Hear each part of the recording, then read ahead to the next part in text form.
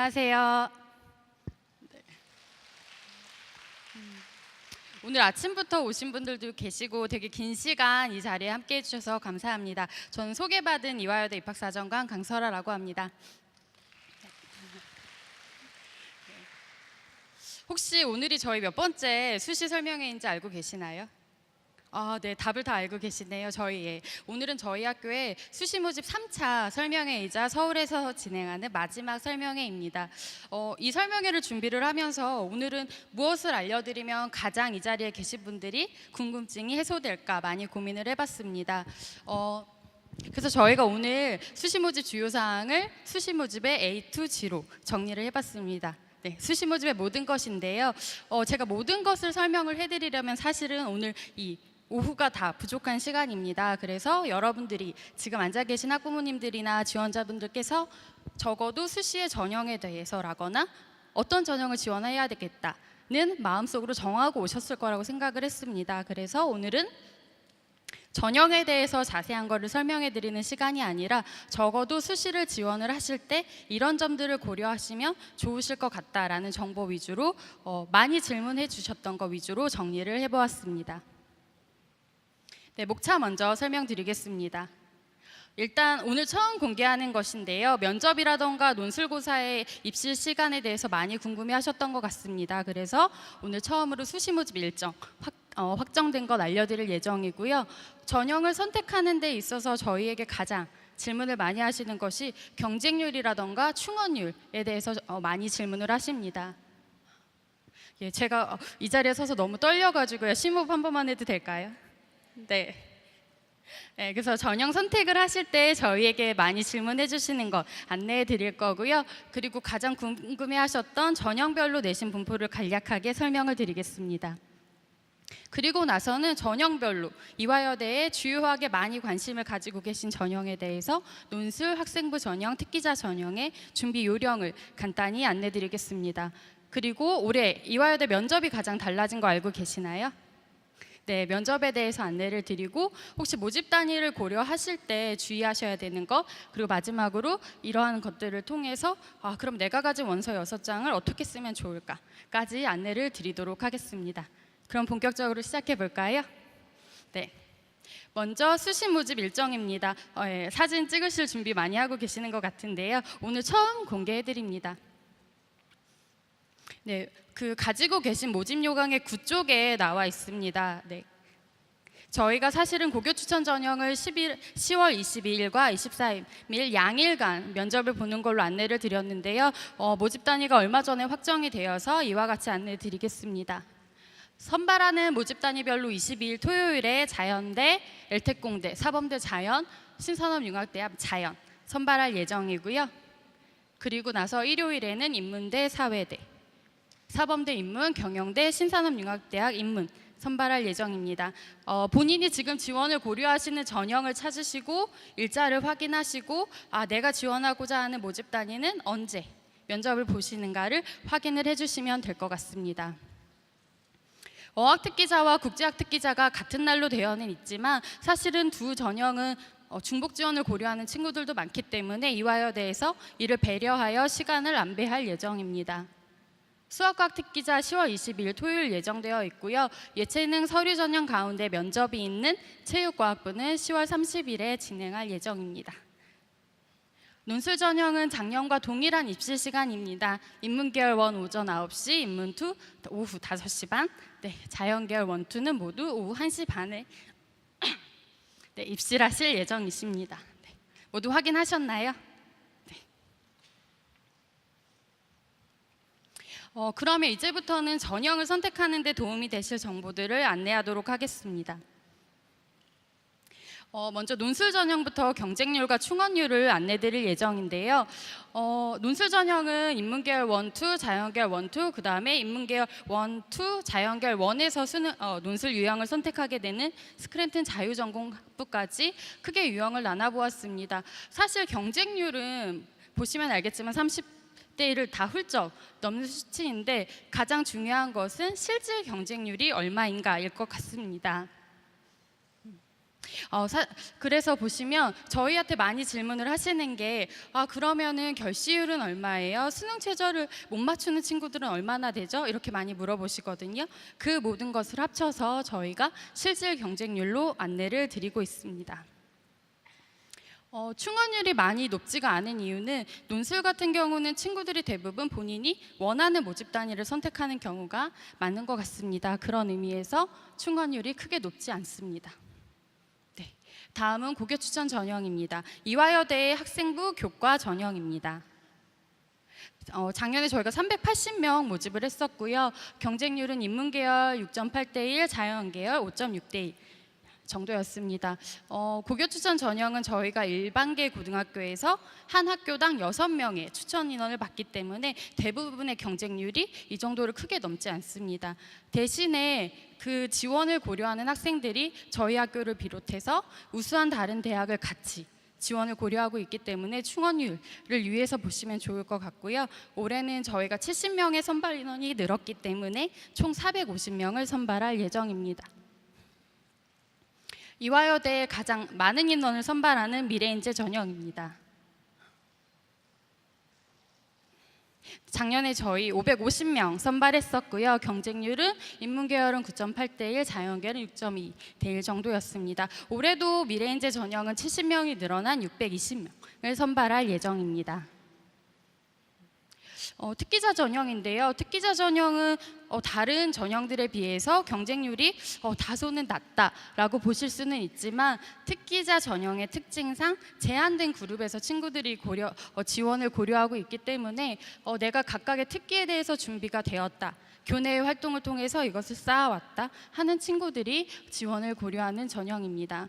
작년에 저희가 처음으로 선발했던 예체능 서류 전형 같은 경우에 디자인 학부에서 서류 100%이다 보니까 경쟁률이 굉장히 높았던 점도 특징인 것 같습니다.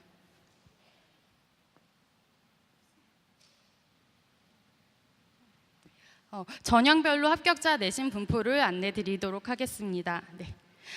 사진을 찍으실 준비를 많이 하시는데요. 저희 학교에서 이런 모든 설명의 동영상은 입학처 홈페이지에 동영상으로 다 공개가 됩니다. 혹시 사진을 못 찍어서 너무 아쉽다. 저 말을 다시 한번 듣고 싶다 하는 경우에는 입학처 홈페이지에서 동영상을 확인해 주시길 바라겠습니다. 작년에 논술 전형의 학생부 교과 분포입니다. 이미 다 아시고 계시겠지만 이화여대의 논술 전형은 학생부 교과가 상위 30단위만 반영이 됩니다. 네.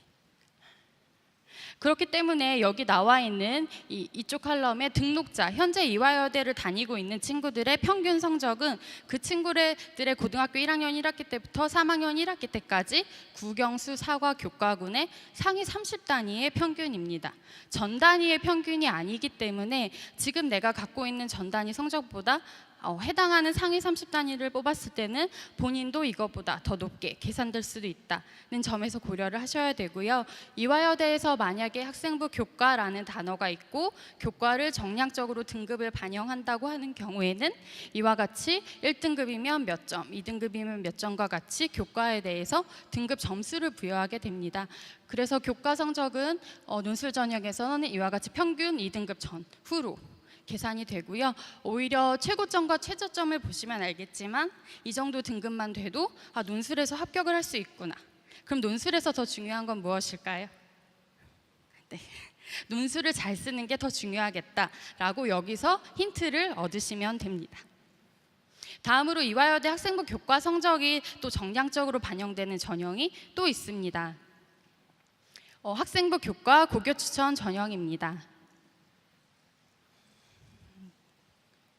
네, 교과 전형 같은 경우는 교과 전형의 특징 그대로 저희가 국영수 사과 1학년 1학기 때부터 3학년 1학기 때까지 학생 성적을 전부 전 단위를 반영을 하는 성적입니다.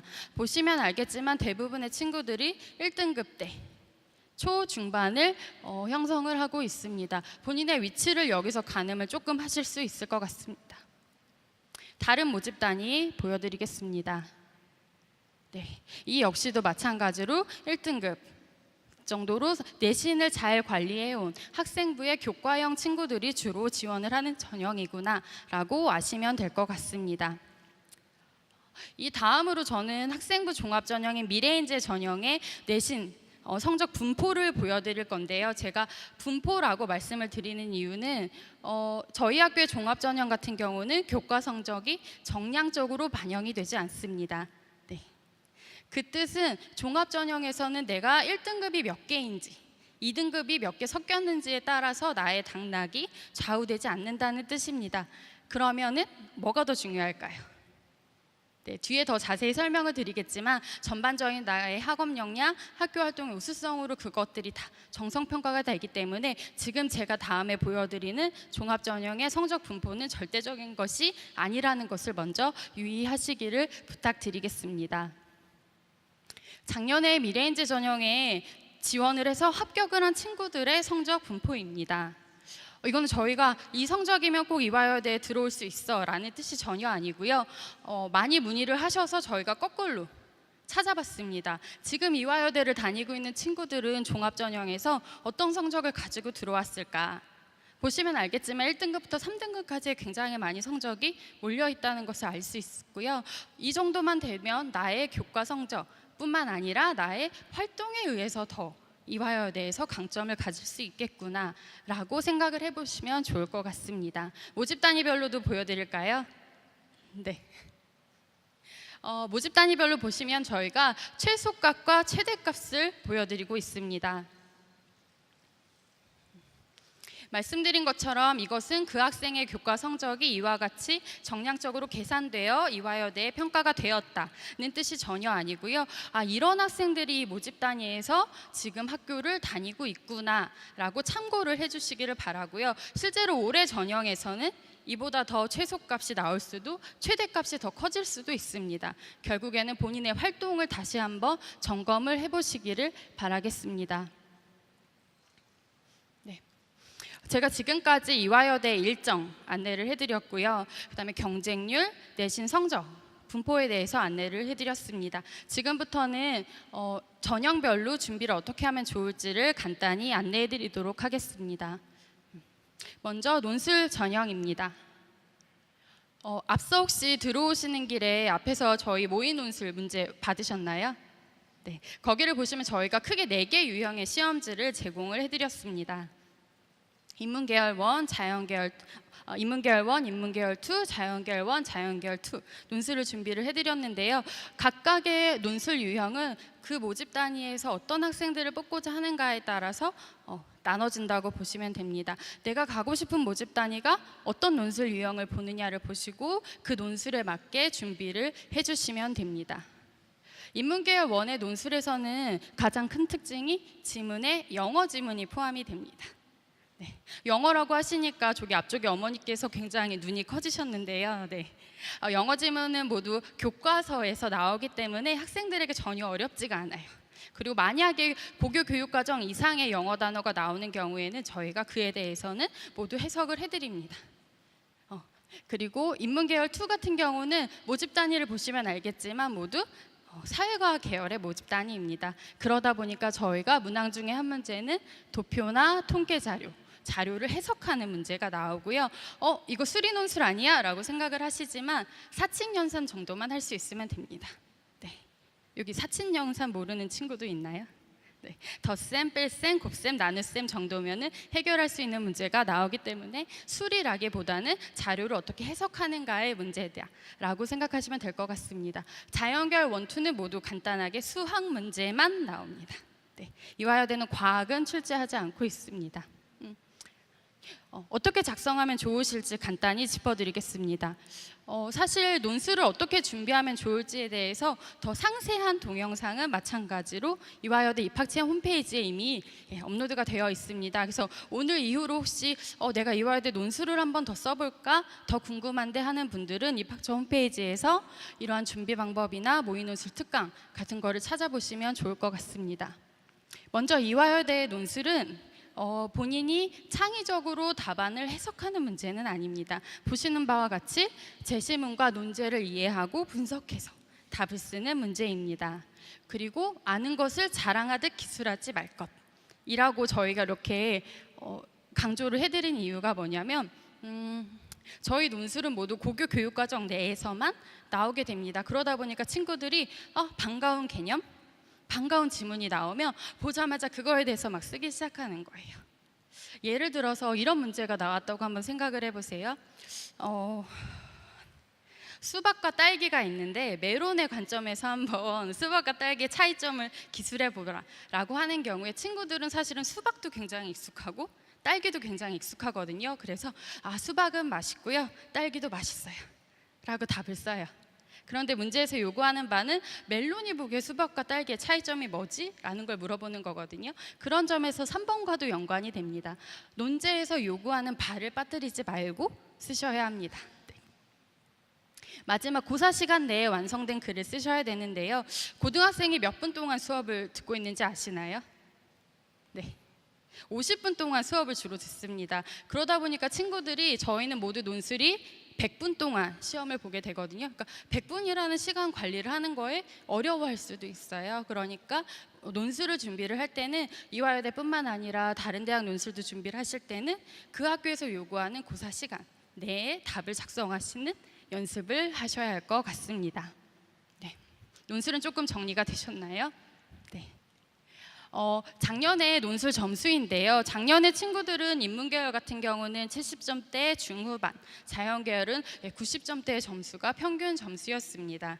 네. 자연계열 친구들이 굉장히 잘 풀었어요.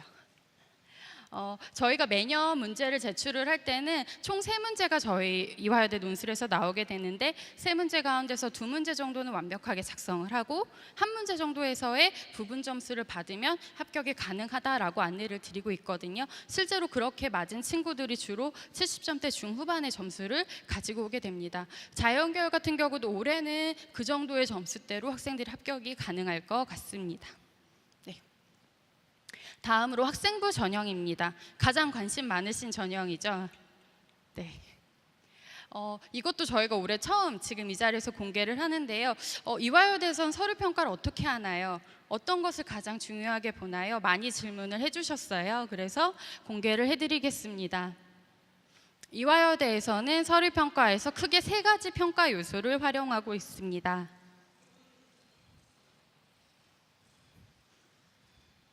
네. 제가 이렇게 앞에서 사진을 찍으시는 거를 무대 위에선 처음 보는데요. 상당히 당혹스러운 경험인 것 같습니다. 네.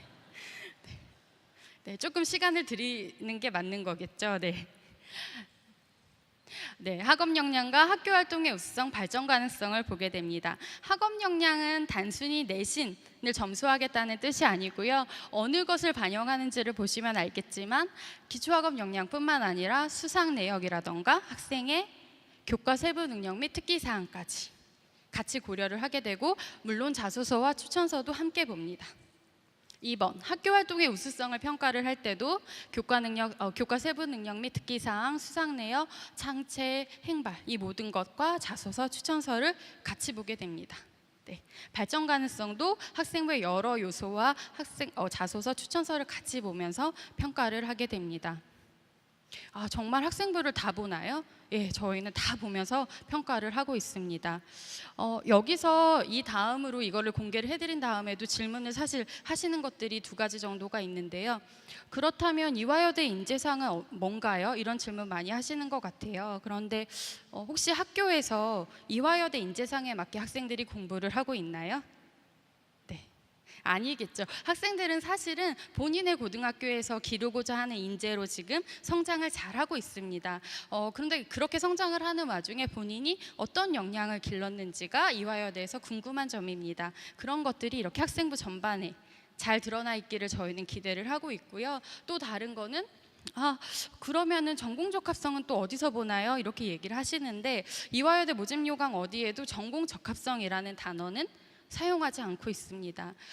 아까 설명 들으셔서 알겠지만 이화여대 몇 개의 전공이 있었나요? 네, 현재 저희가 열심히 세어봤더니 77개의 전공이 있더라고요.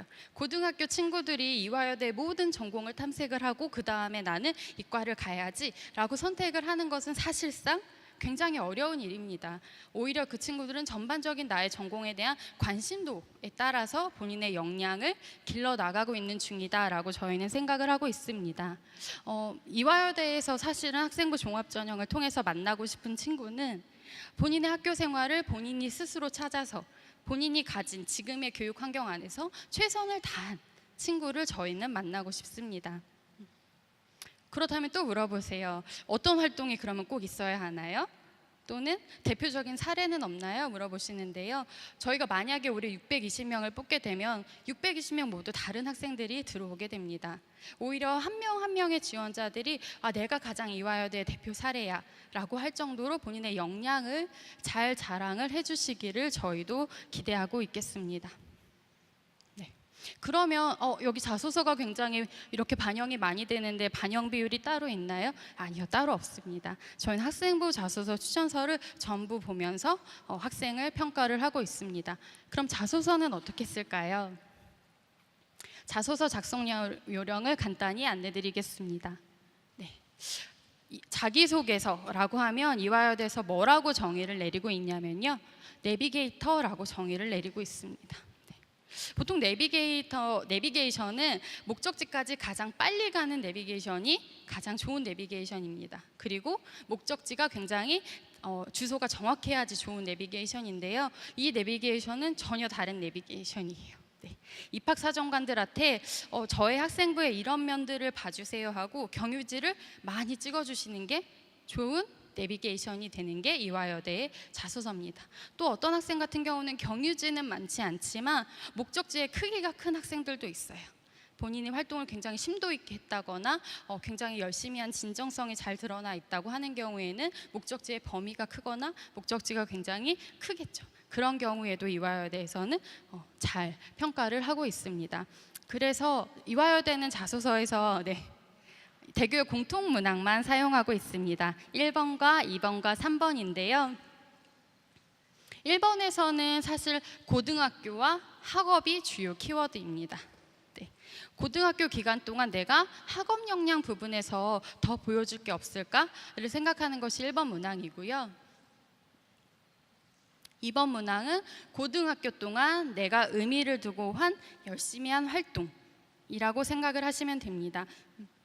친구들이 활동을 할 때 전공 적합성이 아니라 만약에 본인이 어떤 전공이나 어떤 것을 하는 데 있어서 관심이 드러나 있다면 그런 부분은 2번 항목에 주로 함께 쓰시기도 하시는 것 같습니다.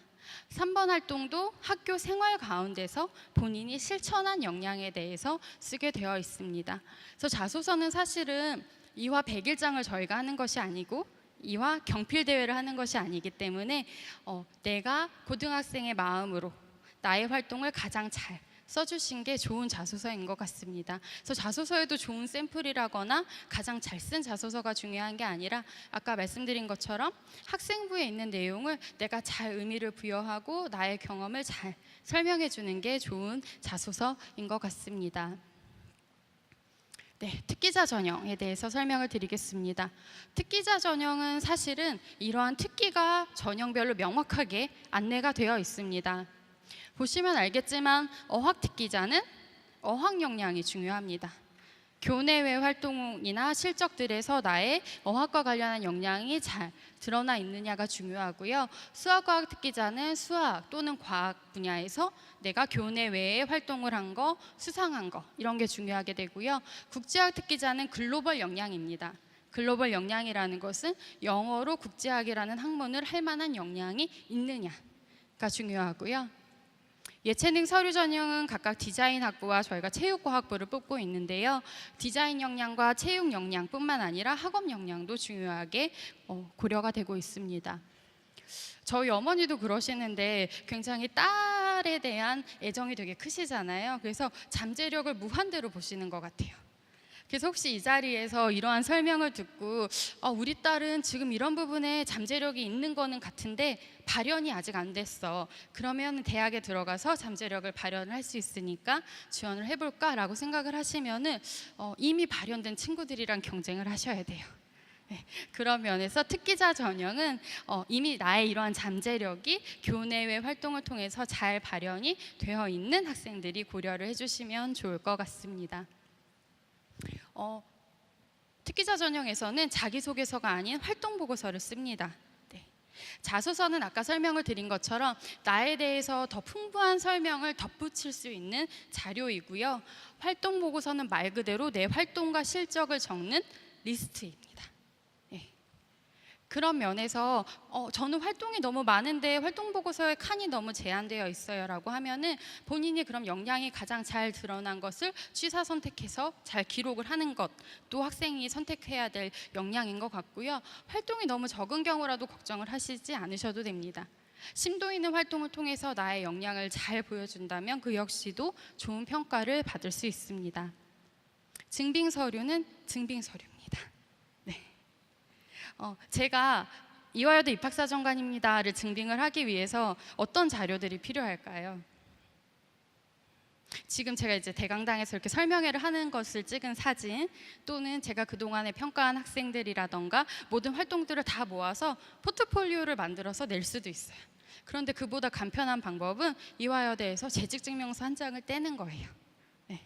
그래서 증빙 서류의 역할은 내가 진짜 이 활동을 했어요, 참여했어요 하는 진위 여부를 가리는 것이기 때문에 이화여대에서는 각 활동당 A4 한 장의 증빙 서류를 내게 되어 있어요. 그런데 이제 더 많이 보여주고 싶어 하시는데 말씀드린 것처럼 증빙 서류는 증빙 서류다 이렇게 생각을 하시고 내 활동을 가장 잘 보여주는 서류를 취사 선택해서 제출을 해주시고요. 뭐 혹시나 논문이라던가 활동의 여러 부분에 걸쳐 있다라고 하는 경우에는 활동당 최대 A4 3장까지만 허용을 해드리지만 그 역시 편집이라던가 요약을 하시는 게 아니라 그냥 활동한 증빙을 그대로 제출을 해주시면 됩니다. 네. 아까 말씀드린 것처럼 이화여대 올해 면접이 가장 크게 달라졌는데요. 면접 대비 사항에 대해서 조금 더 안내를 드리겠습니다. 아까 자소서는 이화여대에서 내비게이터라고 말씀을 드렸는데요. 면접은 그럼 이화여대에서 뭐라고 정의를 내리면 좋을까 저희가 굉장히 고민을 많이 했어요. 근데 고민을 해보니까 다이얼로그, 대화인 것 같다라고 저희가 한번 정의를 내려봤습니다.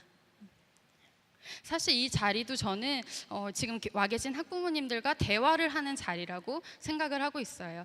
왜냐하면 제가 공통의 자료를 보고 학부모님들에게 우리 이화여대는 이렇게 준비를 하시면 좋을 것 같습니다 라고 설명을 드리는 자리이죠. 그러니까 한 분 한 분의 의견을 제가 다 반영을 하면서 이렇게 발표를 하기는 어렵겠지만 면접도 마찬가지의 상황인 것 같아요. 저 또는 이제 면접관분과 지원자분이 만나서 공통의 자료를 보면서 그 학생의 역량에 대해서 대화를 나누는 자리다라고 생각을 하시면 됩니다. 작년과 다르게 올해 이화여대 면접은 공통 제시문이 없습니다. 네. 이것은 교과 전형, 종합 전형, 특기자 전형 모두 마찬가지입니다.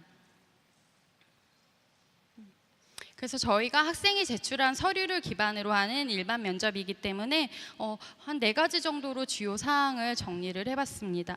먼저 제가 초반에 사실 굉장히 긴장을 크게 했습니다. 그래서 이렇게 눈을 맞추면서 발표를 하질 못했는데 면접장에서 너무 지나치게 긴장을 하다 보면 이렇게 너무 떨게 되는 것 같습니다. 그래서 긴장을 조금 푸시고 긴장은 약간은 필요하지만 면접관을 조금 편하게 대화하듯이 내 역량을 지금 다 말하고 가야지 라고 생각하셔서 긴장은 조금 푸셔도 좋을 것 같고요. 제가 발표를 준비하면서 대본을 한번 써봤는데 제가 드는 예가 다 먹을 거더라고요. 근데 이번에도 먹을 거의 예를 들어서 설명을 드리자면은 친구가 이렇게 지원자한테 너 떡볶이 좋아해? 라고 물어보면 지원자분이 떡볶이는 고추장이 들어가고 어묵이 들어가고 양배추가 들어가. 학교 앞에 떡볶이집 가운데서는 A보다 B가 더 맛있어. 이렇게 대답을 하세요? 아니시죠? 나 떡볶이 좋아해. 이렇게 얘기하시죠. 그러니까 면접이라는 게 2갈식으로 간결하게 대답을 하라는 게 이렇게 생각하시면 돼요. 면접관이 물어보는 질문이 굉장히 어렵게 다가와서 그거를 개요를 짜고 열심히 준비를 해야 될 것 같지만 면접관께서 물어보시는 거는 정말 그 학생의 활동에 대해서 궁금한 거를 여쭤보시는 거거든요. 네. 그렇게 생각을 하시면 될 것 같습니다. 그래서 2갈식으로 간결한 대답을 하시는 게 좋을 것 같고요. 떡볶이를 좋아해? 근데 너가 말하는 게 짜장 떡볶이야, 고추장 떡볶이야? 라고 되물으셔도 돼요. 네. 이해가 되지 않는 질문에 대해서는 너무 긴장을 하지 않고 다시 되물으셔도 좋습니다. 그래서 면접은 너무 어렵게 생각하지 마시고 제출 서류를 다시 한번 찾아보세요. 네. 혹시 6월 4일에 저희 이화여대 설명회 들으셨나요? 네, 들으신 분도 있고 안 들으신 분도 있는 것 같은데, 그때 저희 재학생이 사례 발표를 했었어요, 종합전형에 대해서. 근데 그 친구가 한 말 중에서 제가 가장 인상에 남았던 것은 자기는 면접을 너무 빨리 와서 보고 싶었다고 하더라고요. 그러니까 면접관에게 본인의 역량에 대해서 이렇게 자랑할 기회가 있는데 빨리 면접을 봐서 내 역량을 더 말씀드리고 싶었어요 라고 얘기를 했었습니다. 면접은 그런 기회로 활용을 하시면 좋을 것 같습니다. 아까 저희 정책부처장님께서 공과대학에 대해서 설명을 하시면서 모두 선발이라는 용어를 쓰셨습니다. 이화여대 모집 단위에서 고려를 하실 점을 조금 더 설명을 드릴 건데요. 나눠드린 모집 요강의 7쪽을 한번 다 같이 보시겠어요?